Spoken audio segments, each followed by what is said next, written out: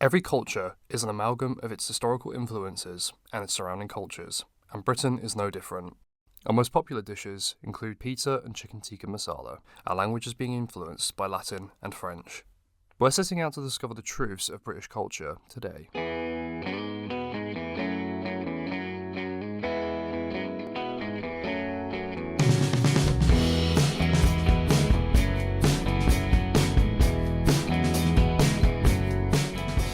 This week, we're in Bournemouth to investigate one of the newest and most popular additions to British culture, bubble tea.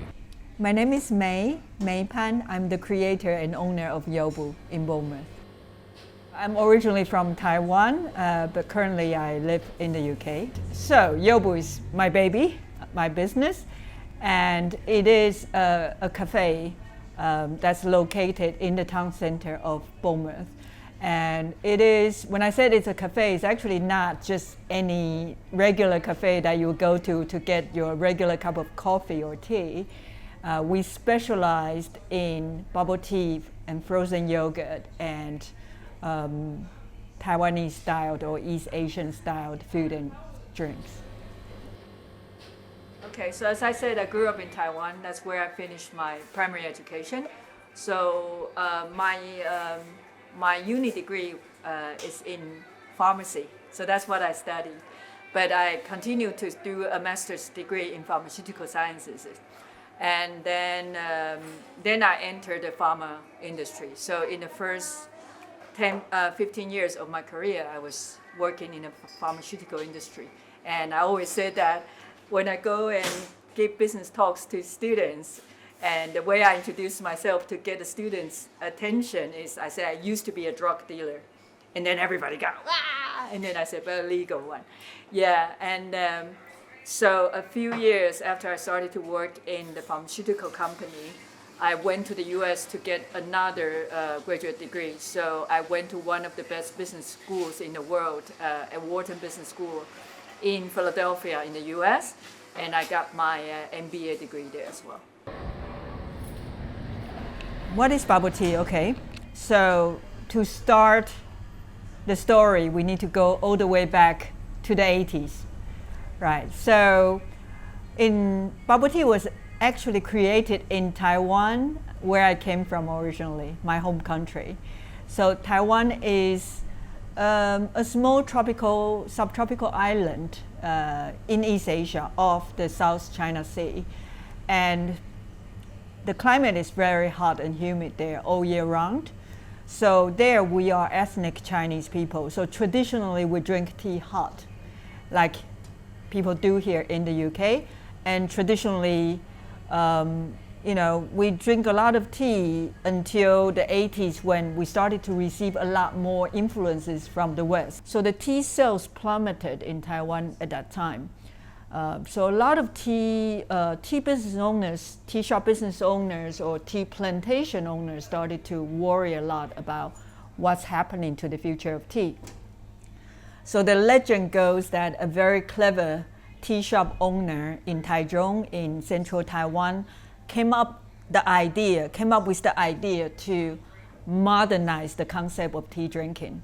And that's a very important word here, to modernize it and also to make tea drinking appealing again to today's generation, or in the 80s. So what they did was they first turned a hot tea into a cold drink by adding hot, freshly brewed tea into a cocktail shaker and add a lot of ice and then shake it.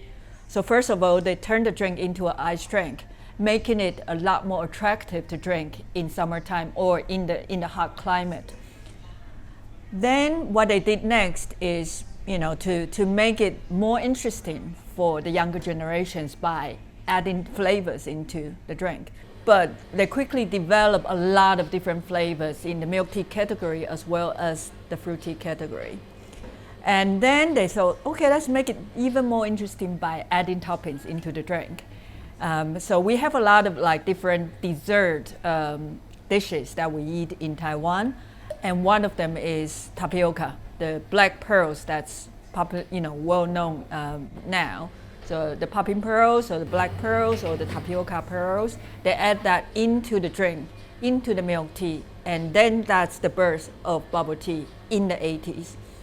And then over the years, they also came up with a lot of other different toppings to basically appeal to different tastes and different flavors or different, of different people. So they have like pudding, grass jelly, flavored coconut jellies. And when bubble tea was then expanded into the rest of the world, they found out that the Western population, the Americans, the Europeans, some of them don't like the texture and the taste of tapioca pearls, the chewy taste.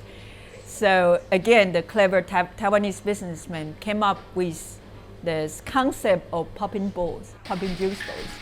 And that has become really, really popular, especially with the young people.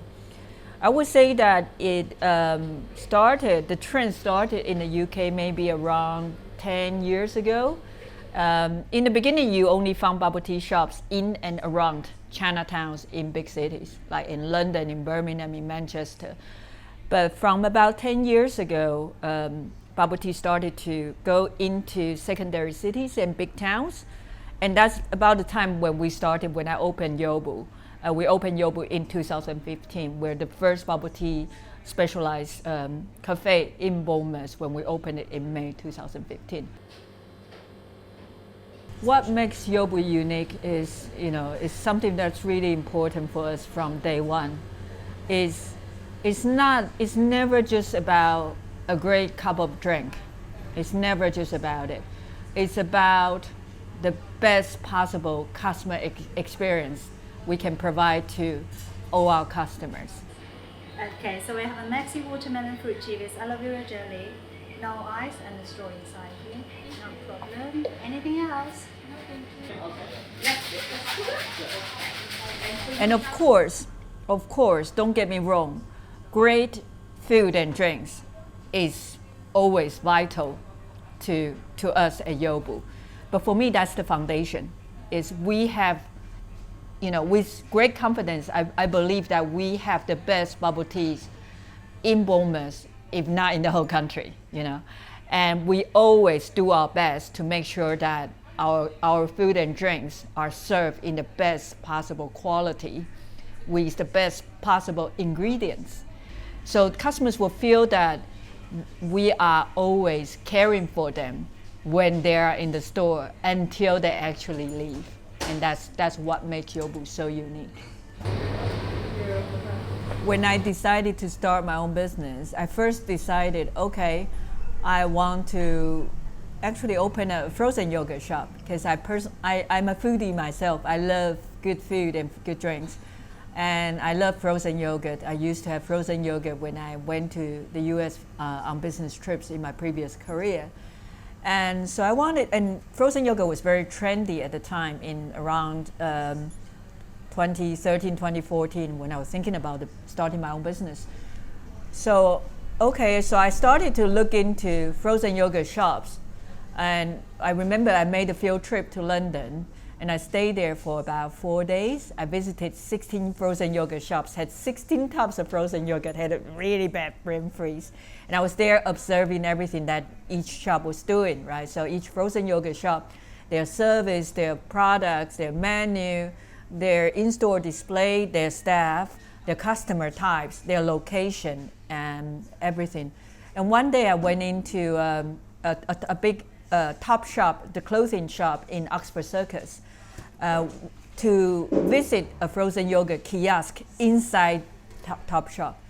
And I went there with the intention to visit their frozen yogurt kiosk, but there were 3 food kiosks inside top shop. There's a frozen yogurt shop, there's a bubble tea shop, and there's a cupcake shop, a kiosk. And when I was there, I realized the busiest kiosk was not the frozen yogurt one, it was actually the bubble tea one. And that really intrigued me, as first of all, bubble tea seemed very popular with the people going into Topshop to buy clothes. And secondly, these 2 products seem to work together really well because they attract very similar kind of customers. So people who are young, trendy, open-minded, people who want to try new things. So in that instant, I decided to combine these two products together and to offer bubble tea and frozen yogurt.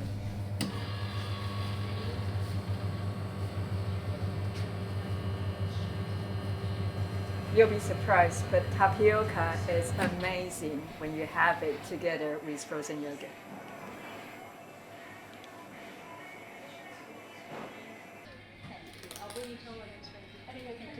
The secret to business success, to any business success, is you have to make your customers happy. And that's very simple as a concept, but it's not easy when you implement it. So how do you make your customers happy? All the time, right? So you need to always make sure that you give them what they want. And what do they want is they want what you offer right now, but they also want new things that will continue to come up to continue to interest them. Because people get bored really easily. So they want to come here and get the food and drinks they like now, but they're always intrigued by what's coming next. So to stay relevant and to keep customers interested, you need to keep innovating. You need to make a very strong connection between your brand and your customers' needs and wants, and then consequently, of course, their wallets for you. So how do you do that? You need to make sure that you're not just selling a bubble tea, you're selling your Yobu, your story, and how Yobu is connected to your customers. So we focus a lot on what Yobu means, what Yobu's story is, and then, and we promote on a very regular basis on our social media. We focus on Instagram, we focus on Facebook, and we also want to work on the newer platforms like TikTok, for example, so that make sure that whatever we're doing is communicated on a regular basis to our targeted audience in the way and the format and the platforms that they like. So bubble tea, influence from Taiwan, and now popping up across high streets and city centres all around England. From a new influence to a much longer established tradition, this week we are taking a look at another key aspect of British culture, the monarchy, especially prevalent with the crowning of a new king. How will the public be celebrating the coronation? For the coronation, I honestly don't know. My mate was like, let's chill and just see what silliness happens. Barbecue and a beer, I reckon. Ignore it. Yeah, working. Avoid the television and anything to do with it. Plans for the coronation? Well, we're going to be down here tomorrow, as we are every week, telling people the gospel of the Lord Jesus Christ. Obviously the coronation is important, but also the gospel is important because Jesus is the King of Kings and the Lord of Lords. So he's a king himself as well as Charles is being crowned tomorrow, yes. Just doing anything but watching it is just it's not my sort of scene, to be honest. Oh, we're staying at home watching it on the television. We have friends coming tomorrow for lunch. We're going to watch it together. Celebrating at home, yes. And what are the British views of the monarchy? I quite support the royal family. Obviously the royal family being the head of the Church of England and being a Christian myself. I quite support it from that family, from that perspective rather. The royal family honestly don't know what they do right now, but they're there. Well, I love the royal family, so it's my age group, isn't it, really? So I think that they're good for the country. Personally, I'm not a massive fan because I feel like they sit in their like big like gold castle or whatever. I don't really help out people that are in need. I think they're quite irrelevant. An expensive waste of space that with too many hangers-on, far too much influence, a distraction from things that matter, fodder for newspapers just to keep people vaguely interested in a very uninteresting bunch of people. No, we think they bring more to the country, and we also think the alternative of a republic, who would you have? At least we know what we've got.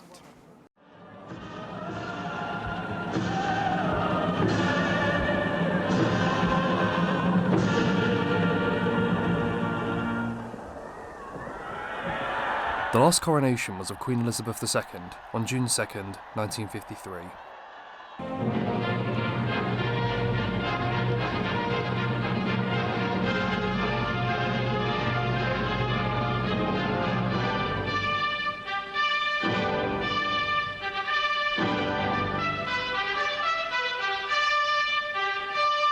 It was a historic event, being one of the first of its kind to be widely televised to homes all across Britain.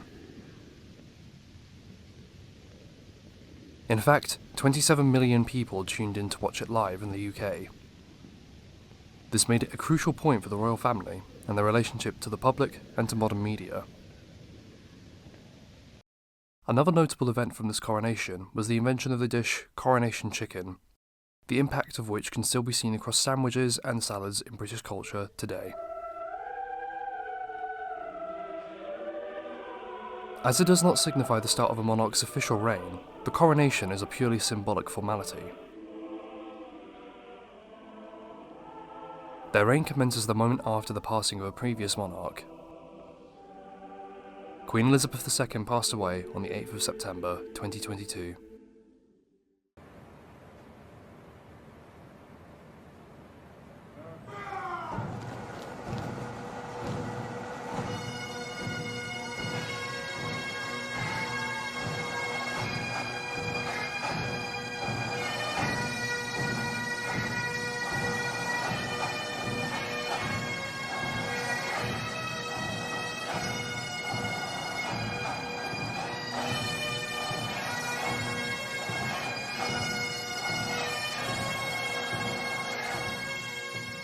You know what? I thought she'd live forever. She's one of those persons who's like, she's going to stay there. So you're going to get a bit sad, aren't you? Sad that someone died, but I don't know her. Hey, I had respect for the woman. I think she did a good job of remaining totally emotionless and offering stability to the country in difficult times. I didn't have anything personal against her. But at the same time, she died just like everybody else dies, and respect to her, but no great loss from my perspective. I was sad she did a lot for this country, but there's other people that matter as well. So. Sad, really, but it was inevitable. She was an old lady, and it happens to all of us. We're getting nearer and nearer the top of the pile, aren't we? It's going to happen. I met her, lovely lady. And she was very concerned with her family. Fantastic. I just think the royal family, it's lovely to have somebody that you can look to and not aspire to, but look up to, and they're doing a job, like everybody else does a job, but they're doing a job and they do it well. And I think it's great. And now, people all around England were set to celebrate the new coronation over the bank holiday weekend. But then, in typical British style,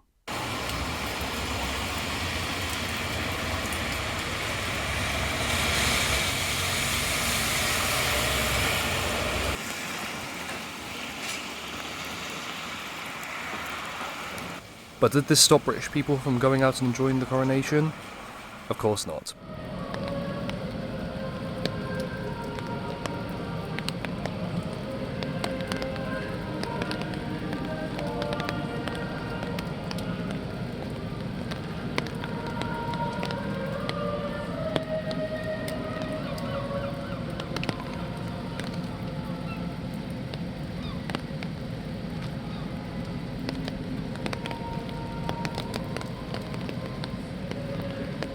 Hello, I'm a police officer from the neighbourhood policing team down in Bournemouth South.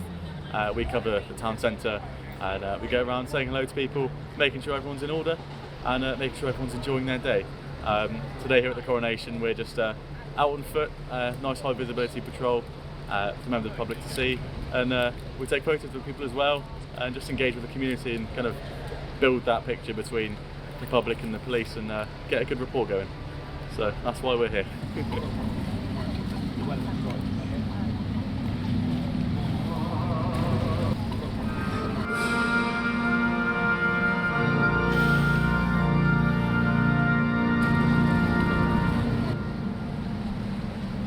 God save the King! God save His house! In fact, it wasn't just people that weren't put off by the rain from watching the historical event.